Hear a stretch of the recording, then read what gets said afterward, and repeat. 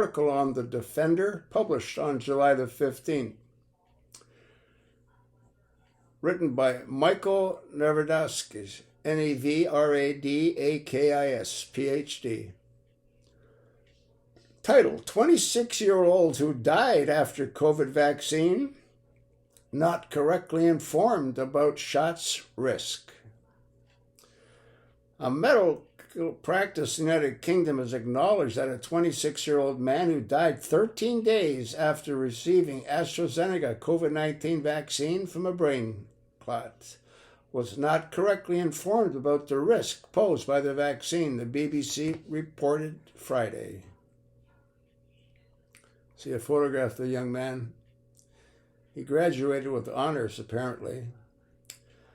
A medical practice in the United Kingdom has acknowledged that a 26-year-old man who died 13 days after receiving AstraZeneca COVID-19 vaccine was not correctly informed about the risk posed by the vaccine, the BBC reported Friday.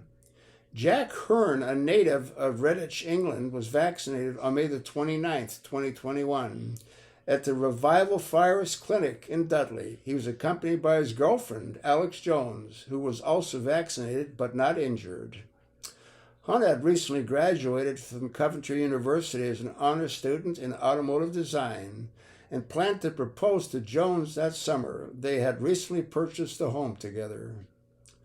According to a statement made in May of 2022 by Michael Portman Hunn, the attorney representing Hunn's family, both Hunn and Jones, voiced concerns about the AstraZeneca vaccine and requested an alternative. However, staff at the vaccine center refused, allegedly telling them that Pfizer vaccine was not available and assuring them the AstraZeneca vaccine was safe. The BBC reported that Hearn began to develop headaches on June 6, 2021, 8 days after his vaccination. He was admitted to Alexandra Hospital in Redditch, where a brain scan revealed a blood clot. Hearn's family believes he suffered a stroke the next day. However, they could not visit him because of the COVID-19 restrictions at the time. Jack's family found it very difficult to get up-to-date information from hospital staff over the course of a number of days, Portman Hunt said. In May of 2022, they say there was confusion about whether Jack had actually suffered a stroke while at Redditch and could get no clear answers about his condition. Imagine what they're going through. Hunn was subsequently transferred to Queen Elizabeth Hospital in Birmingham. Their scans revealed catastrophic bleeding of the brain, which directly contributed to his death. According to the BBC, hospital staff told his family nothing more could be done, and he died on June the 11th, 2021. Jones said they were not informed about the seriousness of possible side effects of the vaccine. It was not made clear to us that it was fatal and blood clots were on the brain, Jones said. That would have made a difference to us.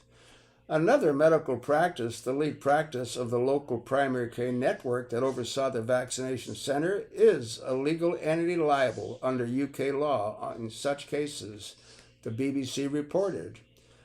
Anchor Medical Practice did not administer the vaccine. However, it has admitted a breach of duty, but has not accepted liability for Hearn's death.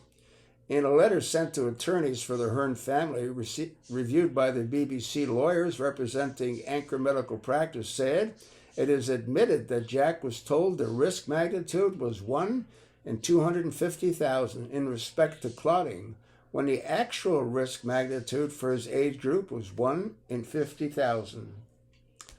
It's a hell of a difference. It is admitted that the failure to provide the correct risk magnitude for blood clots at the time of obtaining Jack's consent was a breach of duty, the letter added.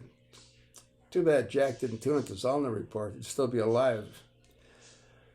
Hunn's death resulted in an inquest. While coroners in England and Wales are required to perform in cases where deaths are sudden, unexplained, or could have resulted from medical errors or negligence. UK and EU healthcare officials also are required to report probable cases of vaccine-induced thrombosis and thrombocytopenia to the UK's expert hematology panel and the Public Health England. An inquest in UK is held in public and is a formal process. Unlike a criminal court case, there is no prosecution and defense. However, findings at the inquest can lead to malpractice lawsuits. In the case of Hunt's death, the inquest results led to legal action, which the BBC reported his family had launched against the medical practice, alleging the decision to get vaccinated destroyed their lives. You can read the rest of the article. Like I said, if he would have tuned into his own report, he'd probably still be alive. I'll attach the link. There's more for you to read. Pass it along, and thanks for listening.